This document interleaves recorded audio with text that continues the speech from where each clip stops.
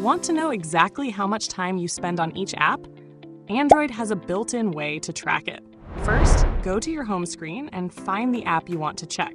Press and hold the app icon until a menu appears. From the options, tap on App Info. This will open the full settings page for that app. Now scroll down until you find Screen Time or Digital Wellbeing. Tap on it, and you'll see detailed usage stats for that app. It shows how long you've used it in a day. You can also change the view from daily to hourly to get a more detailed breakdown of your usage pattern.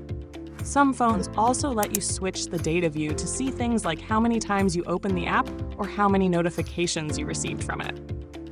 If you feel like you're spending too much time on an app, you can set an app timer from the same section.